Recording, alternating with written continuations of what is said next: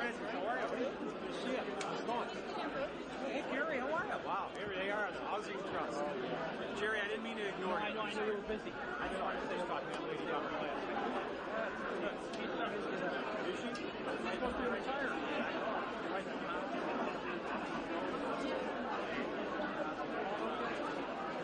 Still working full time?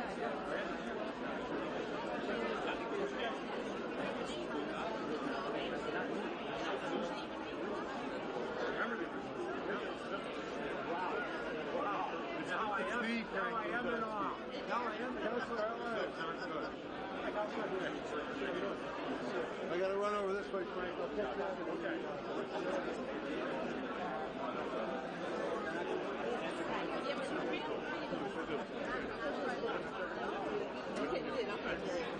Ladies and gentlemen, the program is about to begin. If you take your seats. I haven't seen what a great death off earlier. That's kind of reborn.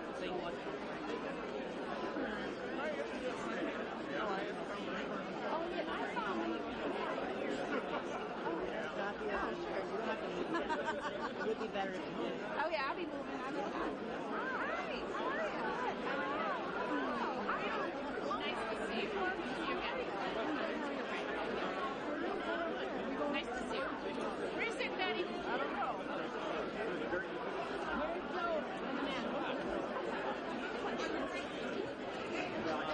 I'll get that evening week. You'll get that. Okay.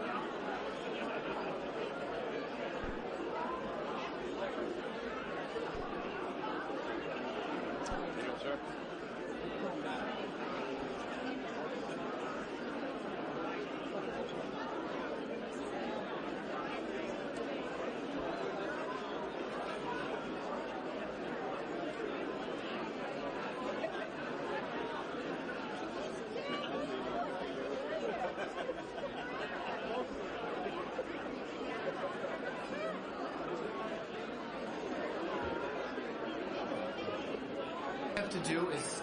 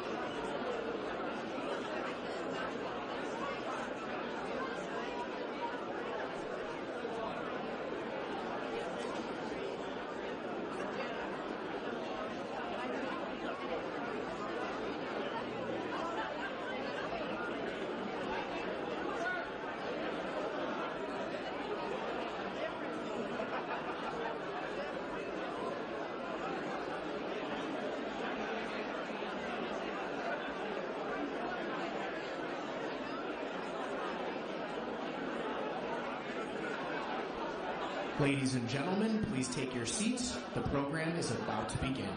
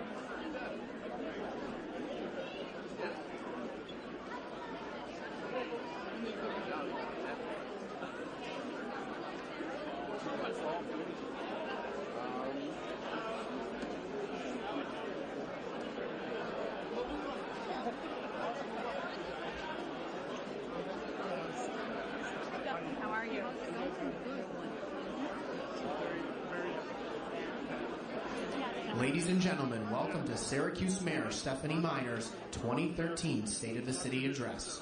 Please join in welcoming Sharon Contreras, Superintendent of Syracuse City Schools.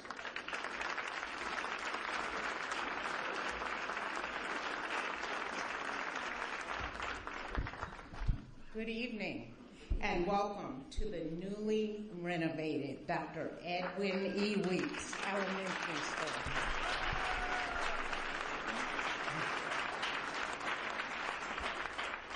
We are honored to be chosen as the site of Mayor Miner's 2013 State of the City Address, and thrilled to be able to showcase the beautiful new school building.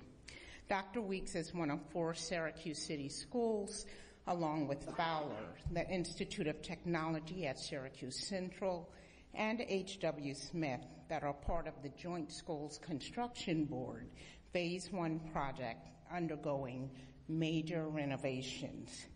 This building has been transformed into a 21st century school with an internet protocol paging system, new door access security systems, and a wireless infrastructure.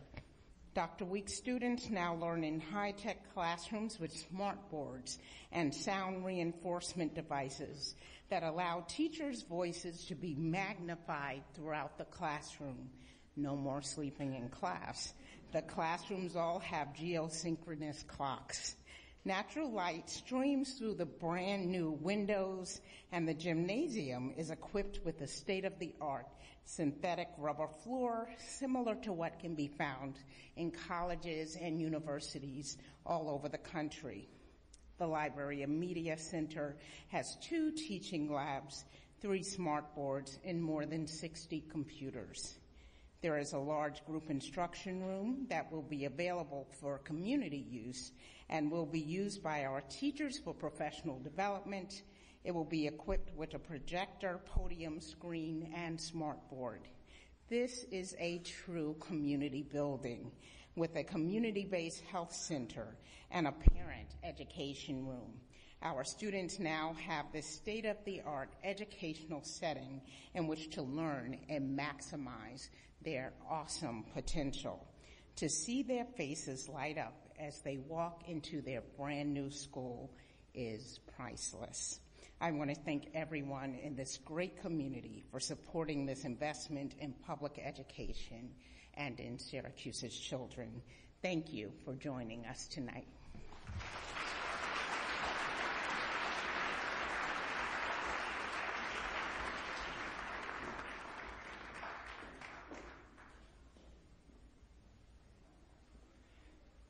Please stand for the invocation by Pastor Leslie Johnson of the Tucker Missionary Baptist Church.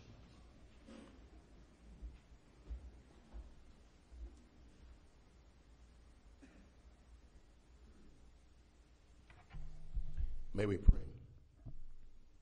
Our God and God of our ancestors, we ask your blessing upon our city, for its government, for its leaders and advisors, for all who exercise just and rightly authority. Teach them insight from your years of teaching us, that they may administer all duties of Syracuse fairly, that peace and security, happiness and prosperity, justice and freedom may forever abide in our midst. Create a fresh blessing upon our lives, that all inhabitants of our city may have the same spirit of love. May citizens of all race and creed forge a common bond of true harmony to banish hatred, crime, violence, and bigotry, to safeguard the idea of free institutions that are pride and glory of our city.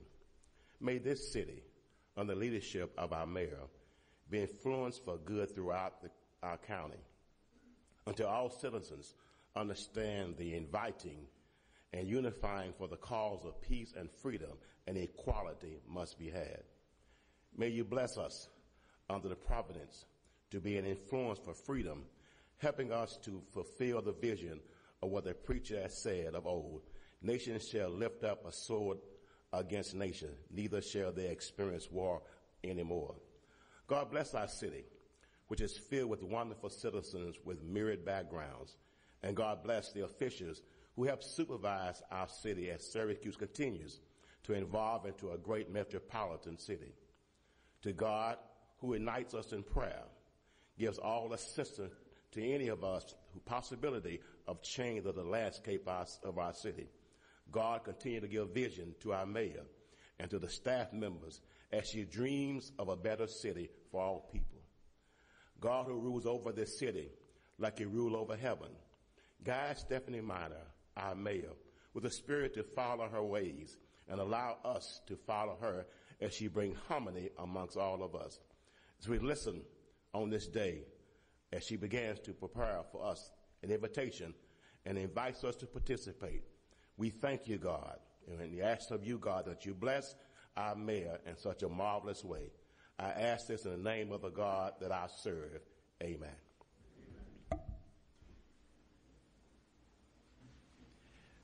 Please remain standing as we proudly pledge allegiance to our flag featuring Principal Dare Dutter and Dr. Weeks students.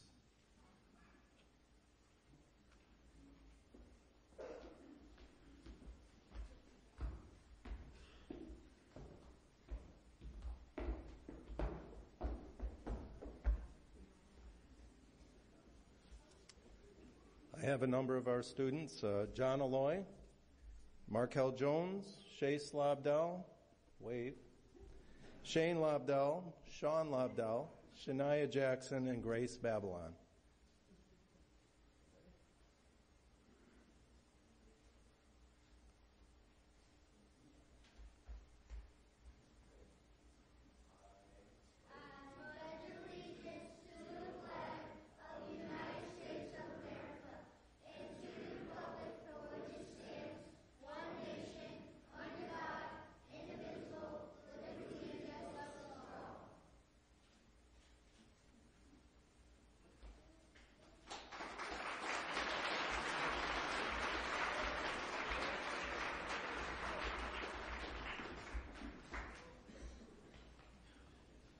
We now welcome the Honorable Van Robinson, President of the Syracuse Common Council.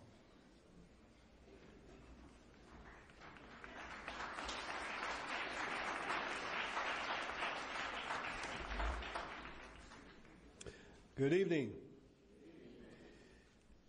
First, I want to thank all of you for being here this evening and joining us for the Mayor's annual State of the City Address. I appreciate the attendance of my fellow councilors, our auditor, our county legislators, and our county executive, Joni Mahoney.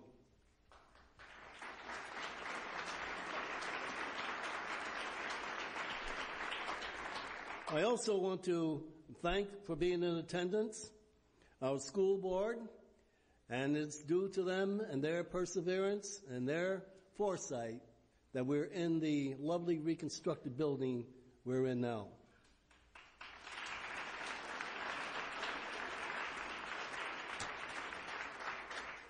And I cannot, when I give my thanks, forget the person who is so wonderful to me, stands by me when I'm right and when I'm wrong, my lovely wife, Linda Brown Robinson.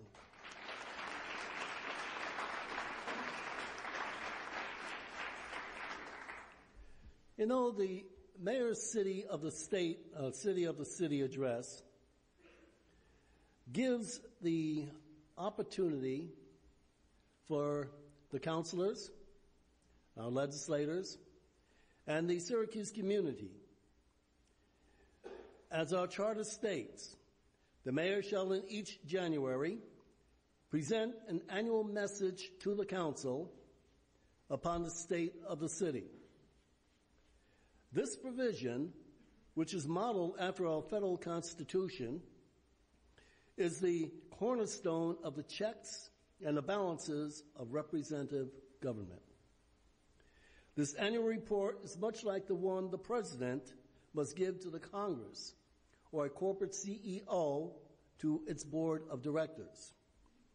It is their mechanism of accountability for the executive, the people's chosen leader, to make an explanation of what they have done, their vision for the future, all to the elected representatives of the people whom they serve. So tonight we gather here to hear this annual report from our mayor, Stephanie Miner. Since serving together on the council, I developed a respect and a friendship for our mayor.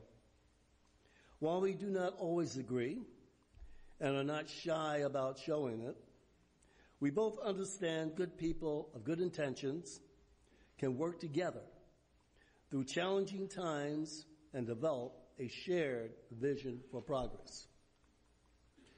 The mayor and I have worked together on a variety of issues, ranging from public safety to neighborhood improvement and business development. And we've endeavored to make sure we have an engaged and informed citizenry, substantive policy proposals, and forwarded to the people of Syracuse a vision of a 21st century city. When we are able to have that leadership and to work towards that vision, we are truly able to give the people that elected us to represent the city they deserve.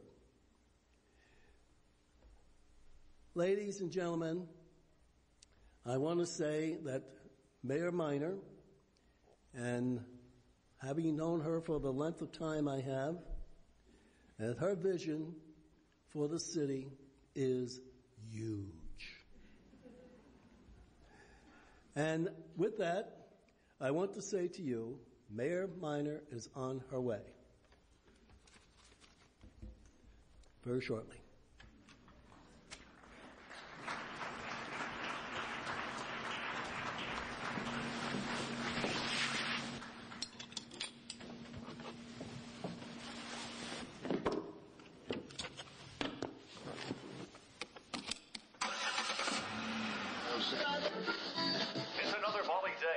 Syracuse, the sun tried to peek through the clouds for most of the day. The cold temperatures and rush hour traffic are clogging some of the major roadways. If you're headed to the refurbished Dr. Weeks School for the State of the City address tonight, be sure to take a few extra minutes to get through all the construction and development, which are causing delays. You have 2 new messages. Hi, Mayor Miner. This is Senator Chuck Schumer. I just wanted to let you know I'm having a press conference on Monday in Syracuse, and it would be great if you could be there. If you can't make it, I'm having a press conference on Tuesday, Thursday, Friday, and possibly Saturday. Hope to see you there. Thanks, Mayor. Hey, Chancellor, what are you doing? Mayor, I'm looking at the connected Carter. What are you doing? I'm going to the State of the City. Fabulous. Good luck, but don't drive in the bike lane. Thank you very much. Bye.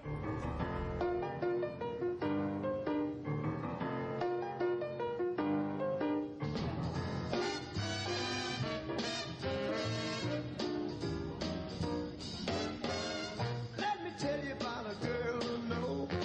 She is my baby and she lives next door.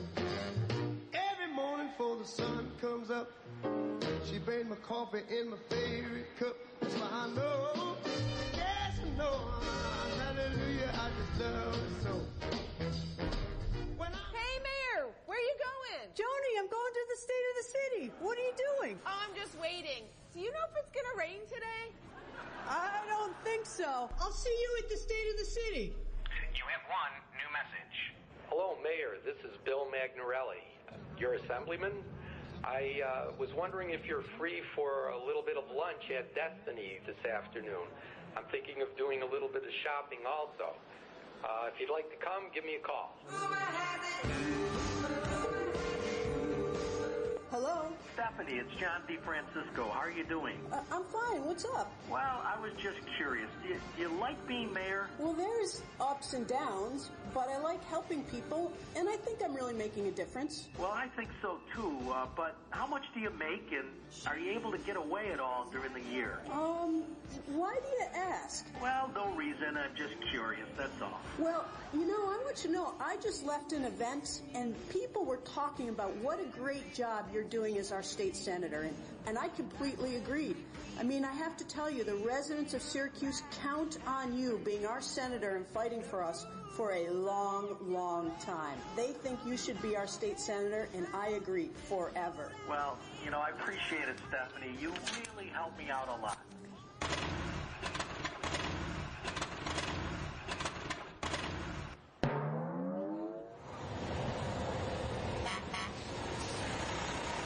My car ran out of gas. I got to get to the State of the City. Excellent.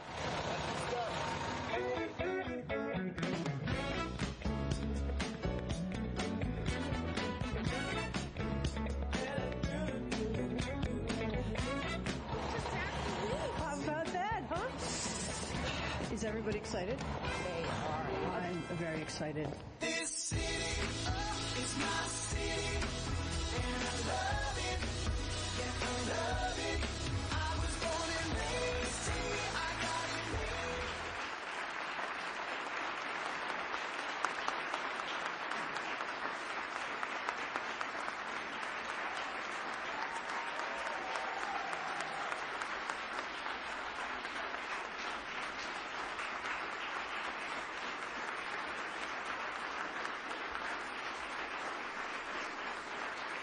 Thank you. Thank you very much. Good evening. Good evening.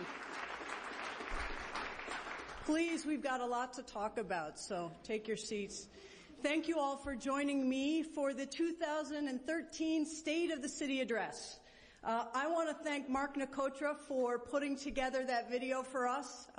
We had a lot of fun, and I hope you enjoyed it. I want to thank Pastor Leslie Johnson, as always, for his beautiful invocation and his great voice. And, of course, Council President Van Robinson for his kind introduction as well. I also want to thank Principal Dare Dudder for hosting us this evening and the children of Dr. Weeks Elementary School for leading us in the pledge.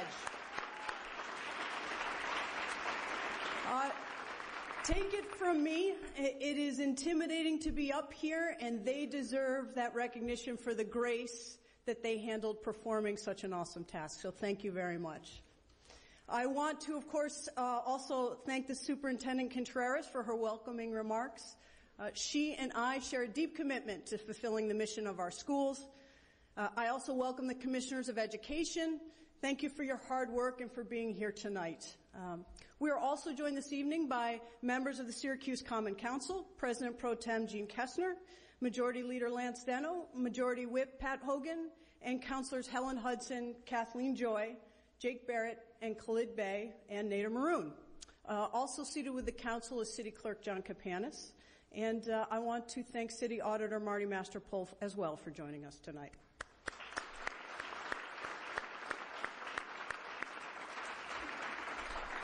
I want to welcome representatives of our state delegation. There are staff here from Assemblyman Bill Magnarelli's office, Assemblyman Sam Roberts' office, Senator Valesky, and Senator DeFrancisco as well. So thank you all for being here.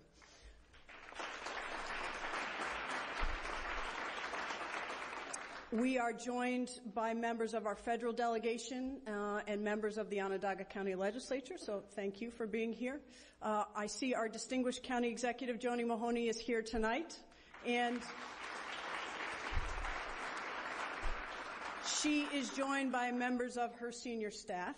Since taking office as mayor in 2010, I've had the distinct privilege and opportunity to work with the county executive on issues critical to our community, and I want to thank her for all of the work that she does and the kindness she's shown me over these years. So thank you, Joni.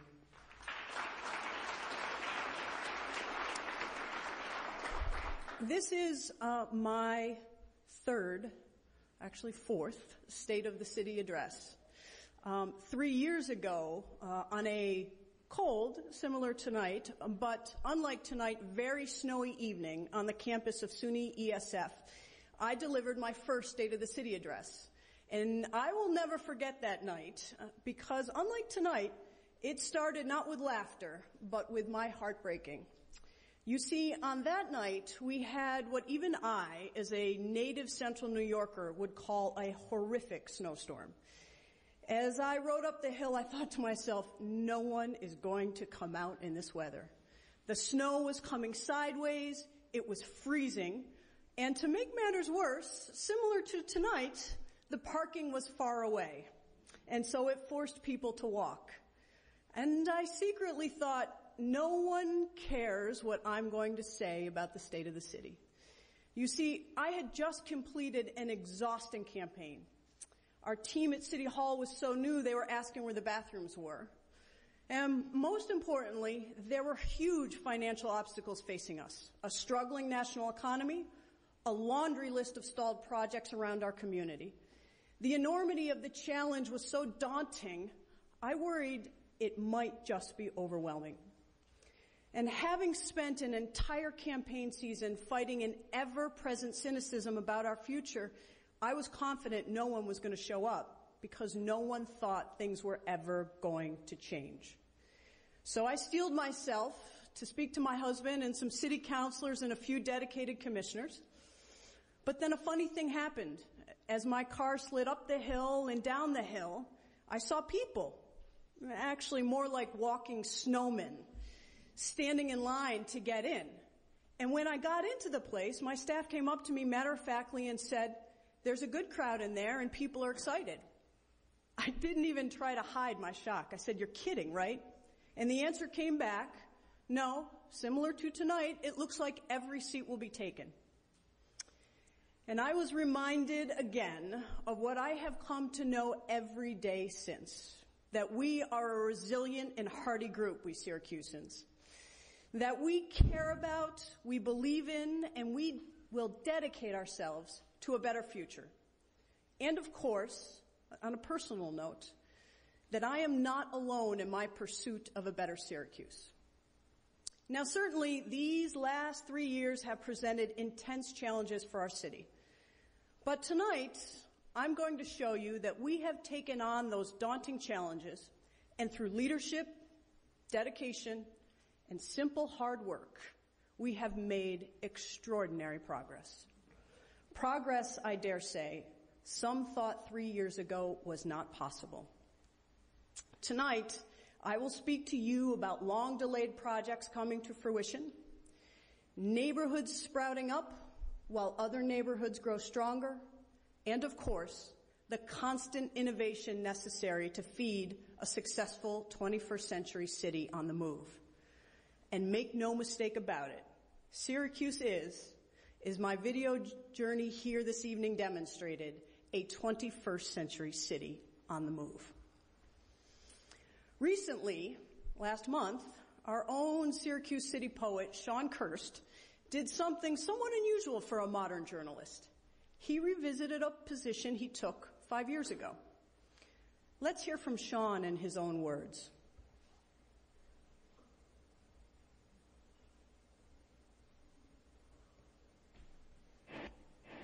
4 or 5 years ago, I led a group of Gold Ring students on a tour of downtown. We put together a video that we called the 9-cent tour of downtown, and it sort of reflected on where downtown Syracuse was at, mistakes that had been made in the past, hopes for the future, but in some ways it was sort of a wistful, even sad look at downtown Syracuse. So the other day, I go back, I find it on YouTube, and I looked at it, and I realized, and I offer this as kind of a thought at Christmas, because it's really a Christmas present for this community, but I realized is just how far we've come over the last 5 years, and how anyone who finds that video on YouTube now is really getting a misrepresentation of what's happening downtown. But the bottom line is, what has happened in the last 5 or 6 years downtown is a sequence of development that many of us never believed we'd see in our lifetime. And you've got to walk around down here and say, there is a powerful sense that downtown Syracuse is coming back. Now, after I read that column and watched the video, I called Sean, and I asked him if he could tell me what had changed between 2008 and 2013. Ever the journalist, Sean treated it as a rhetorical question. Now, I believe I know what changed, and I think 2013 will be a year filled with explanations of that change. That will come soon enough. Tonight, let's look at the results of that change. More than $265 million is currently being invested in our downtown. The Pike Block project, located at the intersection of South Salina and Fayette Streets, is making visible and consistent progress. Once completed, this project will boast 25,000 square feet of ground floor commercial space and 78 new residential units. On Bank Alley, adjacent to the newly completed Label Shopper building, progress on its makeover continues. With sewer repair work finally underway, this project is moving forward and will create an entirely new urban space within our downtown. Previously thought of only as an unattractive utilitarian alleyway, Bank Alley is set to become an environment welcoming to pedestrians and will generate opportunities for unique residential and business entrances and will improve connectivity through downtown. Another recently announced project that will be transformative is the Sibley's building in the 400 block of South Salina Street. Sibley's is just across Salina Street from the recently renovated Days Brothers department store, now known as Days Plaza, which includes commercial space and 45 apartments, and my personal favorite, the very popular Café Cubal. It takes a lot of caffeine to run a city. The Sibley's project is slated to create 62,000 square feet of ground floor retail and 60 market rate apartments on the upper 3 floors. The Inns at Armory Square, a $30 million courtyard residence inn Marriott hotel, will open this year at the corner of Franklin and Fayette Streets and plans to welcome an average of 90,000 guests to the hotel each year, leveraging more than $18 million a year in local economic impact. A few years ago, that block was just 2 parking lots that I used for an announcement in 2009. Today, that site is the location of the Washington Station building, which is the headquarters of O'Brien and Gear, the new Inns at Armory Square Hotel, and the Onondaga Creek Walk. Just across the creek are the revitalized SU Warehouse and the newly expanded Red House. All of these exciting projects showcase the renewed energy and demonstrate the dynamic urban renaissance that is taking place in the core of our city. Also, the Merchant Commons project marches ahead. Significant exterior improvements in recent months loudly announced the revitalization of this downtown block. The Merchants Commons project will bring an additional 66 new apartments. Downtown is now home to more than 900 market rate apartments, boasting a 99% occupancy rate.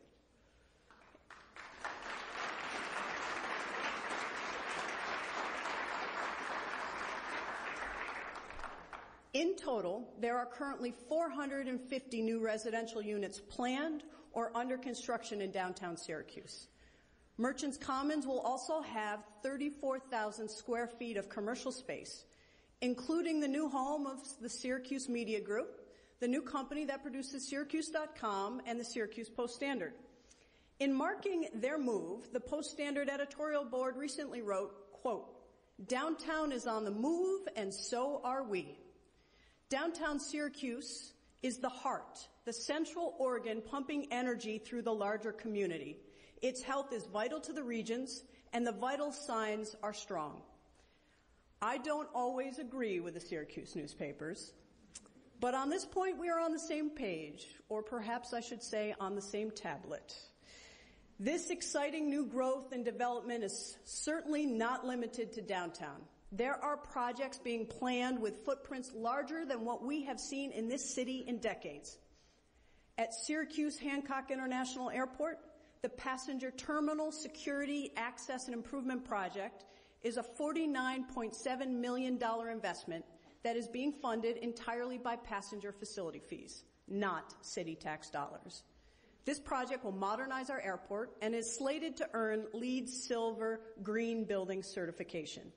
It features a rainwater harvesting system, high-efficiency lighting, locally sourced materials, recycled construction materials, and has created more than 300 construction jobs.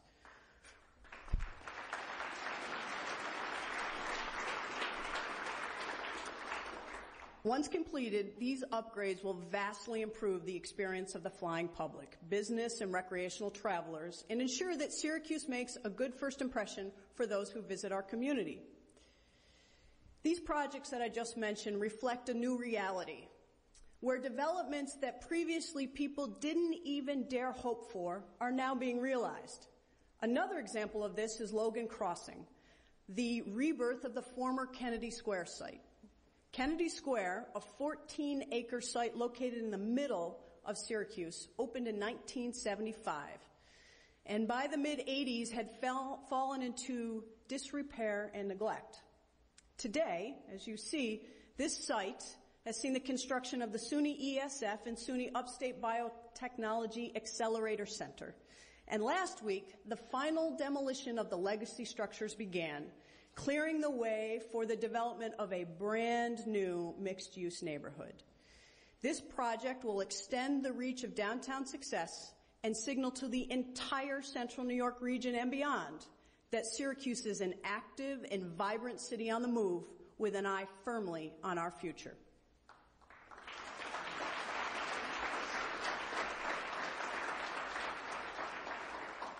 A number of the projects I have mentioned already tonight have been made possible by the successful advocacy of the Central New York Regional Economic Development Council. Say that 5 times quickly. The council, acting as a liaison between our region and New York State, has provided leadership, facilitation, and a unified vision to help bring home more than $93.7 million for Central New York. We at City Hall have advocated for our priority projects and policy initiatives, and in doing so, we have been able to bring in more than $20 million for the projects in the city of Syracuse alone. I want to thank my fellow regional council members and council chairs, Syracuse University Chancellor Nancy Cantor and Rob Simpson from Center State CEO, for their partnership and leadership in these hugely successful efforts.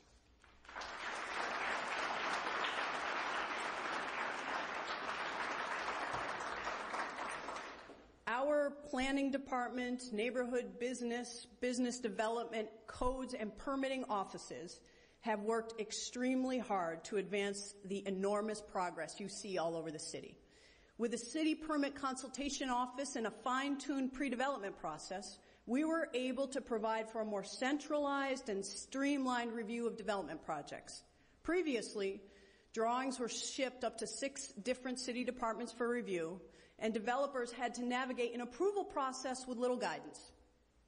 Now, a more rational and efficient process has helped foster more than $717 million in permitted construction value over the last 3 years, with nearly $330 million in 2012.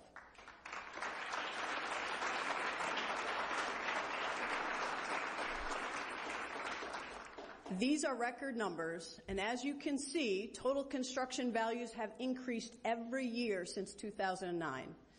It takes a true community effort to make these successes possible, and I am proud that our team at City Hall is part and parcel of that success. And I would like to ask the city employees who make this possible and the department heads who lead them to please stand and be recognized for your work, which often occurs on weekends, after 5 p.m., and on other people's deadlines. Thank you for your service. That's all of you in the middle.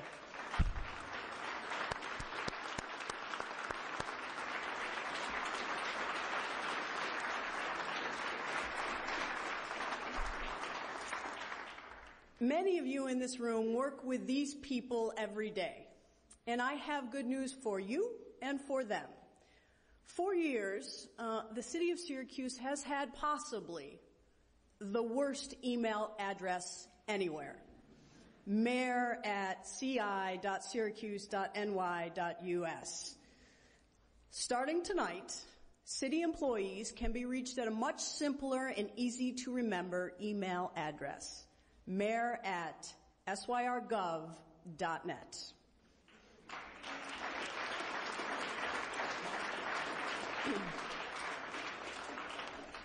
And yes, the old addresses will still work. You can also reach us by Facebook and now Twitter, a new communication media for our city government. So while this unprecedented activity is inspiring, our city still struggles with the effects of vacant properties in our neighborhoods. In my time running for mayor and in the time since, I have heard repeatedly from every single neighborhood that vacant properties are the universal citywide scourge. It is a cry I heard and in turn demanded that we provide a solution, which has come to be several innovative interlocking solutions.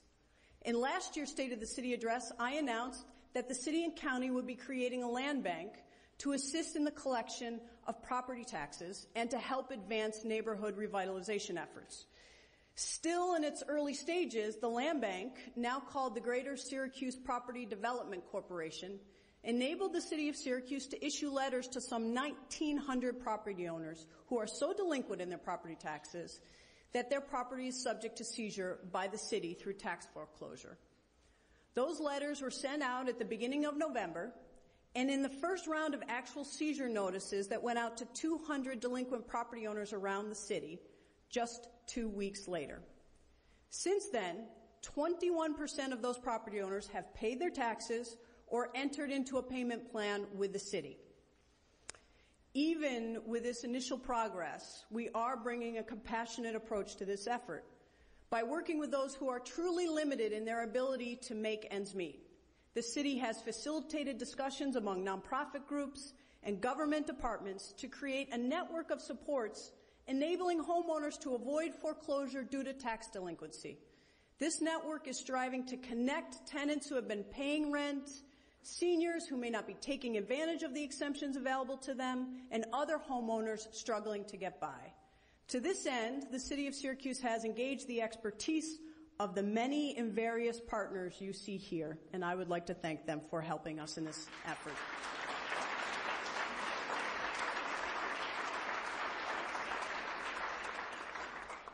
It is important to realize that the city's improved ability to collect property taxes, gain a greater foothold in revitalizing our neighborhoods, and in turn experience greater fiscal strength is dependent on the success of the land bank.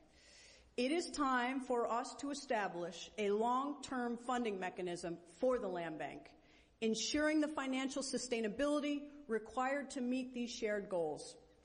I want to thank the Land Bank Board of Directors, Chairman Vito Shisholi, Daniel Barnaba, James Corbett, Dwight Hicks, and Mary Beth Primo. Thank you for your service to our community in this new and extremely exciting endeavor.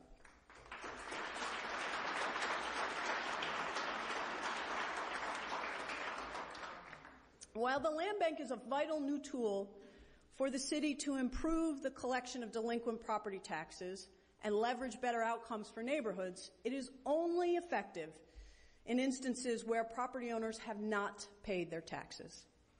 Unfortunately, there are nearly 1,200 properties in the city of Syracuse that are not seizable due to tax delinquency, but have been left vacant and detracting from the quality of our neighborhoods, while the owners ignore citations from our codes division.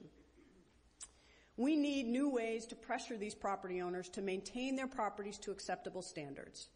So tonight, I am announcing the introduction of legislation to create a vacant property registry in the city of Syracuse.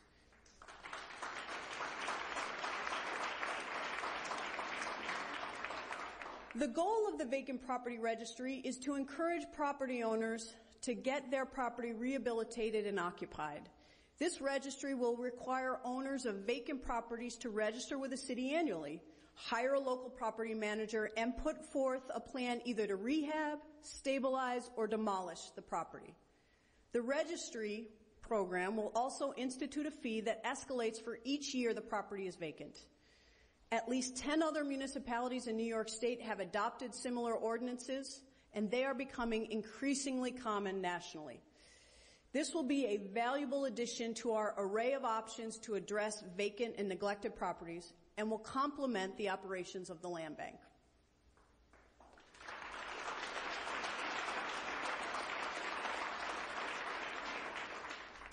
As a city, we too are property owners. And after several years of visiting city operations that stretch from Syracuse West to Skaneateles Lake and north to Hancock Airport, I asked one day, exactly how many facilities and properties do we own? And frankly, no one knew the answer. And that has to change if we are going to successfully manage the costs in the challenging years ahead. So this month, I created the position of Director of Facilities Management. Longtime Codes Director Mike Bova has begun an inventory of all city facilities, assessing their condition and calculating their costs. The initial estimate of city facilities is 284. As I discussed this with the county executive, she informed me that she had assigned her team to go down the same path and to begin to develop a comprehensive master plan for all county facilities. So tonight, I am pleased to report that once again, city and county staff will be working together to conduct this assessment with the obvious goal of driving down operating costs for the city and county taxpayers. The city alone spends $20 million a year on utility costs and hundreds of thousands more each year for repairs. So I want to thank Joni and her team for partnering with us, and we both look forward to sharing with you the results of our work.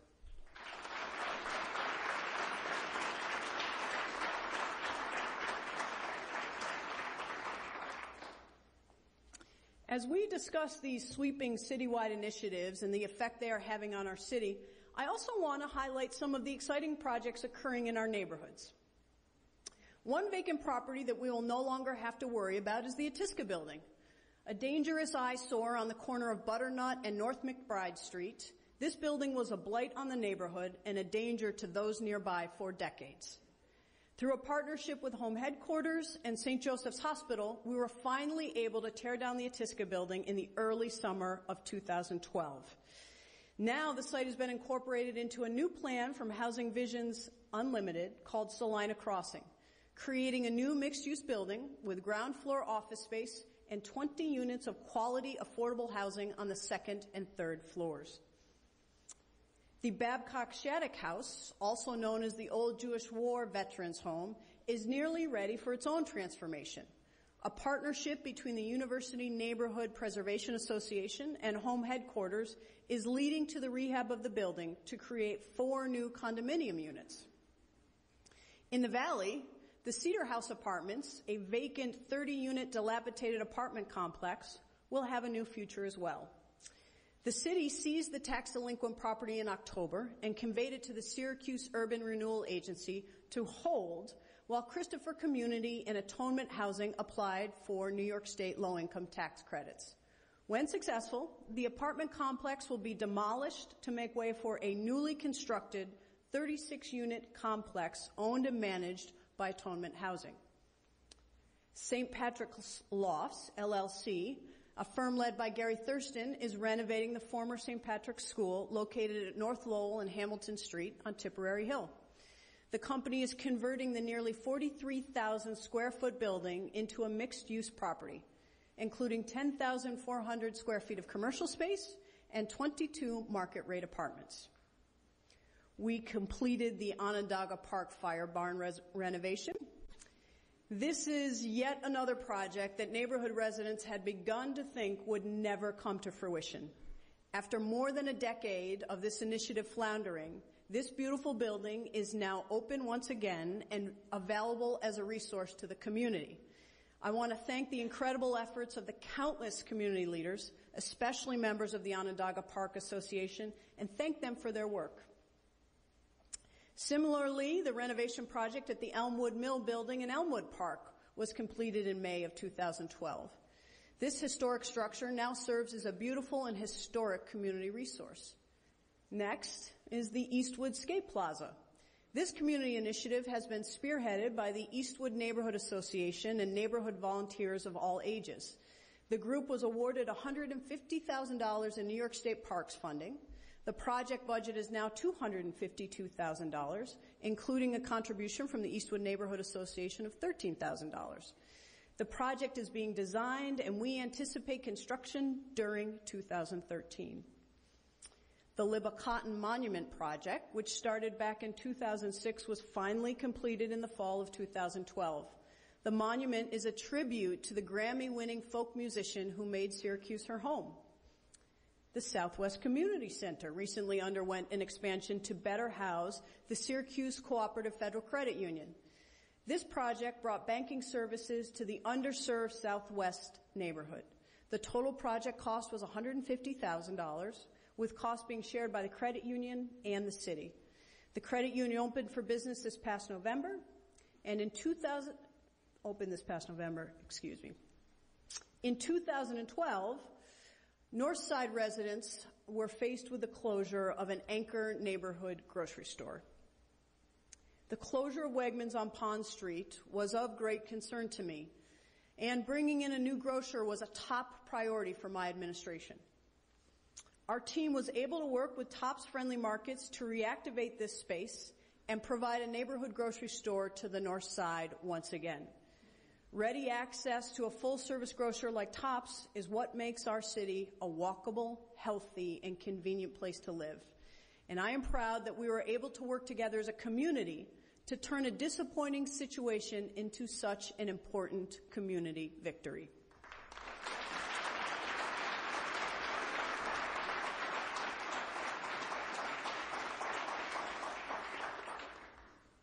Welcoming new grocers into the city of Syracuse seemed to be another theme of the last year. Price Right constructed a brand new store on Erie Boulevard East. At Valley Plaza, we were successful in getting Tops to open a new store there. And we were also in the process able to remove the old police trailer, which had become an eyesore. On the near west side, we have seen dramatic changes, including the arrival of WCNY, pro-literacy, and renovations at the Skiddy Park Playground. The Near West Side Initiative, the West Side Residents Coalition, and all their partners should be proud of this remarkable transformation.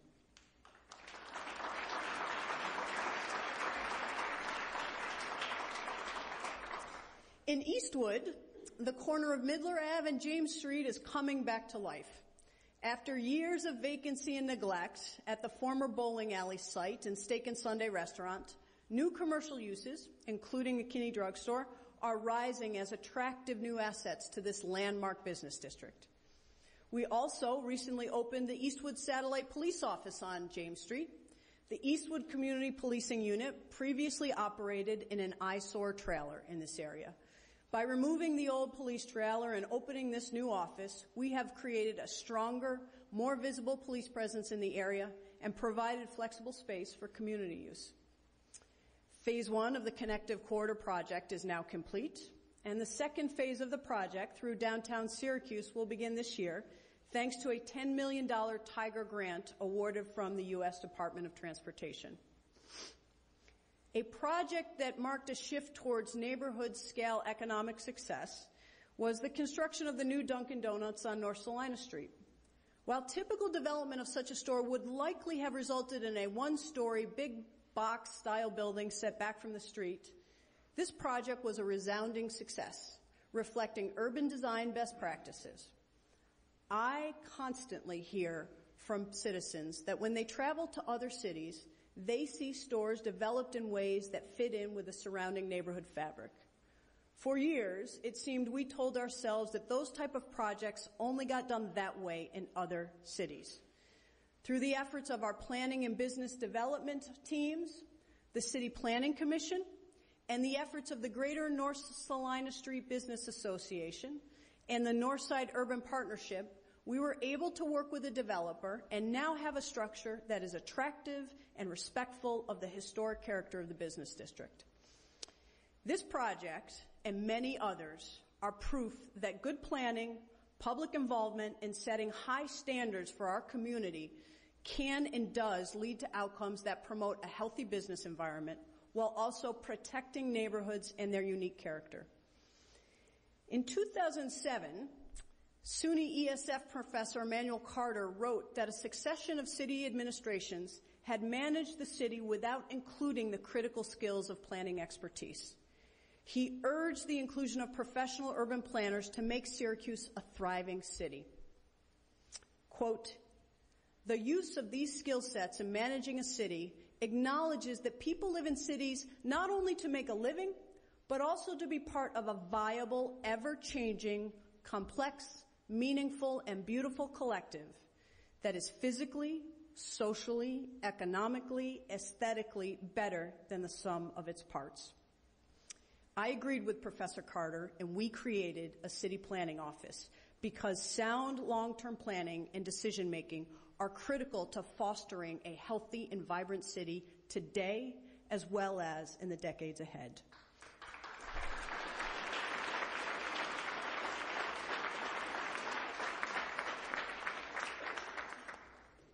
Or, as Professor Carter said, quote, "Good planning attracts private and public investment and protects investments made by the community, the developer, and the homeowner." In late 2012, the Bureau of Planning and Sustainability, in partnership with other city staff, community groups, local public and private sector institutions, and dozens of volunteer experts from the community, completed the City of Syracuse Comprehensive Plan 2040.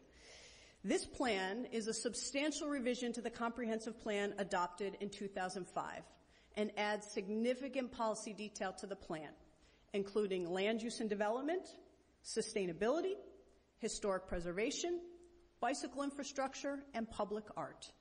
This highly detailed plan stands as a new long-term policy roadmap for us to continue to be a leading 21st century city.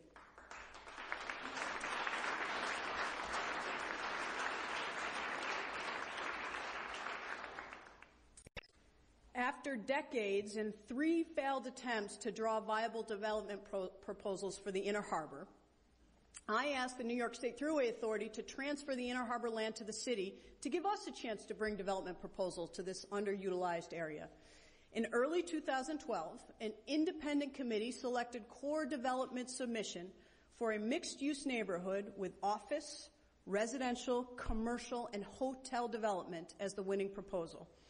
We have already begun to see progress in the Inner Harbor as a site preparation is underway. And just last week, the board of the Empire State Development Corporation approved the granting of $3 million to do site cleanup. This is a critical first step for advancing this $350 million development project. Embracing our waterfront property and setting high standards for development will lead to the Inner Harbor developing as one of the most exciting and dynamic urban spaces in our community.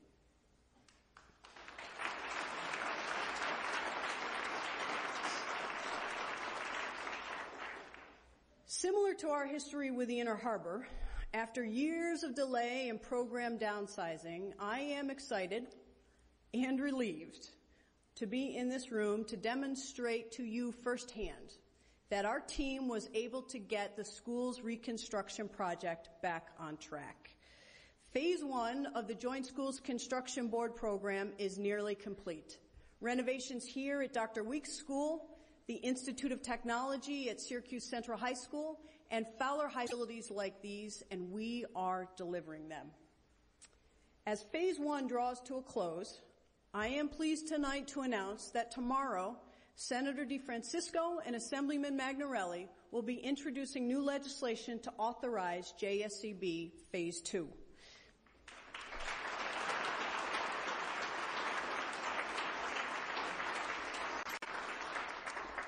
Senator Valesky and Assemblyman Roberts have also graciously agreed to co-sponsor this bill. The legislation, when authorized, will allow the city and the school district to fund a second phase of school renovations and improvements.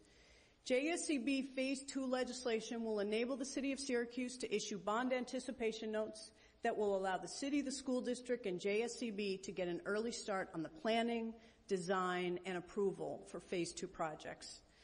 This legislation is an important step in providing the children of the Syracuse City School District safe and productive learning environments, a core responsibility of each and every one of us.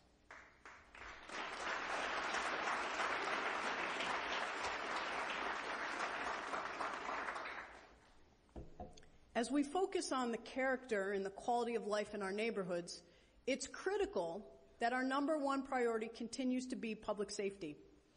Police Chief Frank Fowler has been a tireless guardian for our community. His steadfast commitment to the safety of our city is unmatched, and his ethic, compassion, and professionalism make me proud to call him my chief. Thank you, Chief Fowler.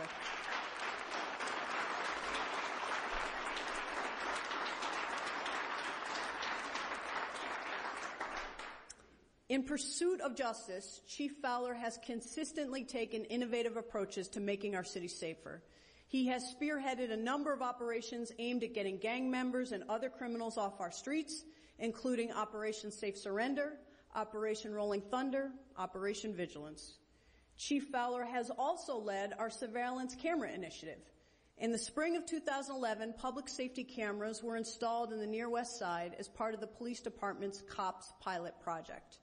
In the first 6 months alone, overall crime in the target area was down 25% when compared to the same time frame of the previous year. Incidents of shots fired in the target area were down 14%, loitering was down 45%, and reported drug crime was down 57%.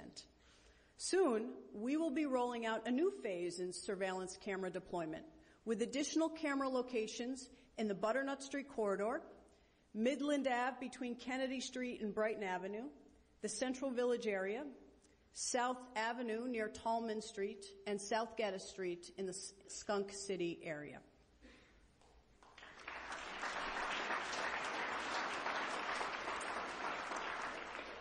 Last year, the police department initiated the SWEEP program, which identifies specific target areas and coordinates enforcement activities among various units. The new WAVE system of deployment has the effect of maximizing police enforcement within target areas while also allowing different units to move across various city neighborhoods more efficiently. This will mean greater police coverage around the city and police deployment that avoids operational overlap between units. Two other new programs that have potential to make a significant impact in the year ahead are called CODE and TRUCE. CODE, standing for Chronic Offender Domestic Enforcement, has been in operation over the last several months and targets repeat offenders in domestic violence incidents. TRUCE, a program set out to roll out later this year, is a partnership of the community, law enforcement, and service providers that is designed to reduce gun violence. This model is one of focused deterrence, additional enforcement efforts on the small number of offenders who were responsible for a disproportionate share of gun violence, particularly gang members. The police department's data-driven approach was vital late last year as the crime analysis unit concentrated our police officers to catch a number of juveniles responsible for an alarming number of burglaries. Burglaries were up last year both in the city and in the county, and Chief Fowler's team is convinced that one of the reasons is the easy access burglars now have to dump stolen computers and electronic devices like GPS units at the increasing number of pawn shops. Last year, we in the city passed a city ordinance requiring pawn shops to keep more detailed records on who brings them merchandise. Syracuse police check several times a week with shops inside the city. Regrettably, they watched as one pawn shop relocated their store in the city to a spot literally a few hundred yards outside the city border and outside the reporting requirement. I have spoken to the county executive, who had vetoed an earlier version of this legislation while encouraging the county legislature to make changes to address shortcomings that were identified in a public hearing. I have also spoken with County Legislature Chairman Ryan McMahon and Minority Leader Linda Irvin, and they have agreed to work with the county executive to close this loophole this year, passing a law that will apply the reporting requirement to pawn shops throughout the entire county.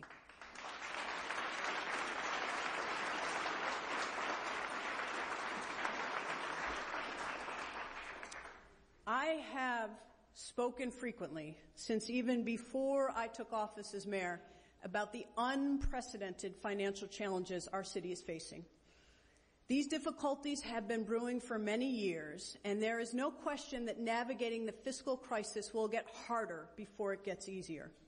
This is not typical budget season debate, and it's not political hyperbole. We are in the midst of a fundamental structural and unavoidable forces which have been and will continue to demand staunch fiscal discipline, not gimmicks. This discipline has been the trademark of my administration and at times has meant that I will not win popularity contests with everyone. But I am proud tonight to announce to you that because of this fiscal restraint and through the enormously hard work of our city departments, we are projecting an $8 million surplus for the current budget year.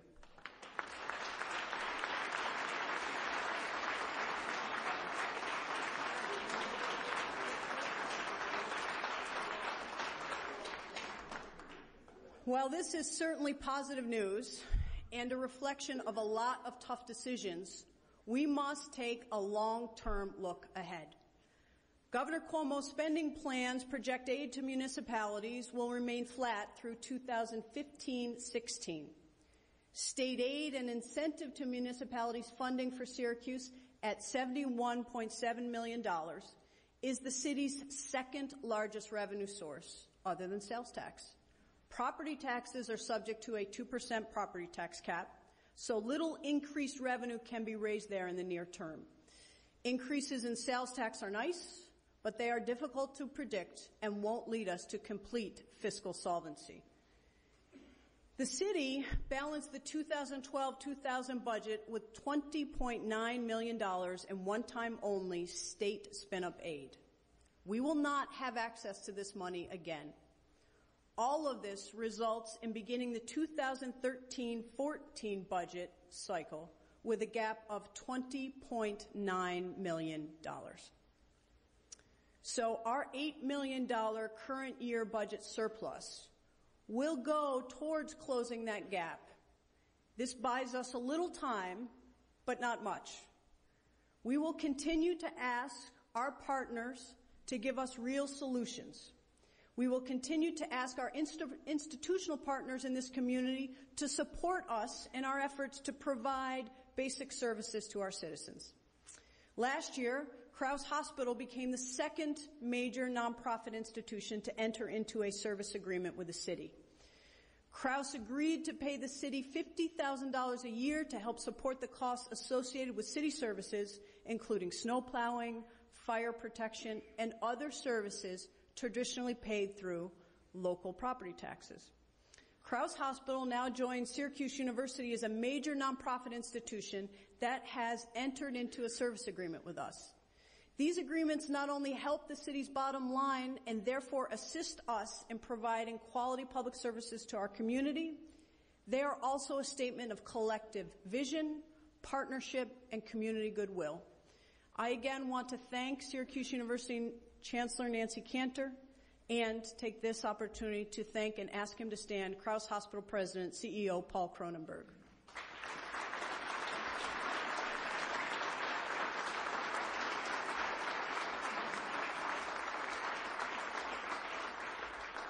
Additionally, we must continue the progress we have already made in modernizing our government structure and consolidating services.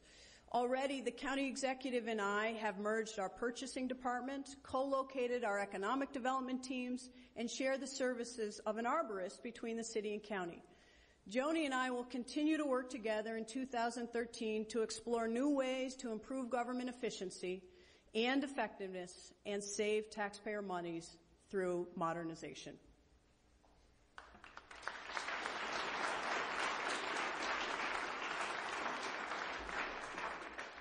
In my first State of the City address on that cold night that I described to you in 2010, I said that we are all in this together. We must boldly face the future, and the imperative of collaboration has never been clearer. I said we could rise to the challenge, we could meet our potential, and with one voice, one vision, we could reach this brighter future. This goal and this image, this Syracuse that we have been reaching inside ourselves to see, this Syracuse that we have been dreaming about and talking about for so long, is becoming real before our eyes. This is happening. And we're doing all of this together. The only meaningful and lasting change happens anywhere. But this time, it isn't just happening anywhere. It's happening here in our city, our Syracuse. Just think about what we have accomplished together, and just imagine what now suddenly seems possible. Think of what we might do next. I know I am. So thank you all for being here with me this evening, and I wish you all safe travels home.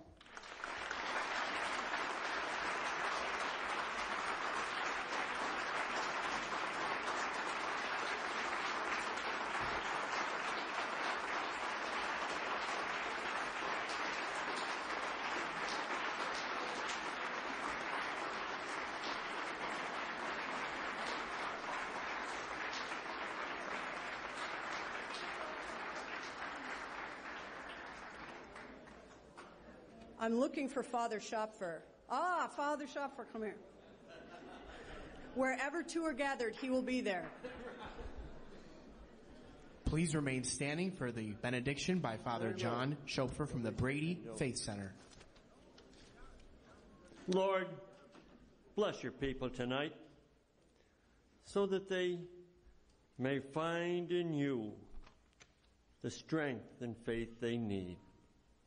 Bless and strengthen your people. May they remain faithful to you and always rejoice in your care. You do care for your people, even when we stray. So grant us a change in our hearts so that we may always follow you with greater fidelity. And send your light upon us, upon our families, that they may continue and we may continue to enjoy your favor and devote ourselves to doing good.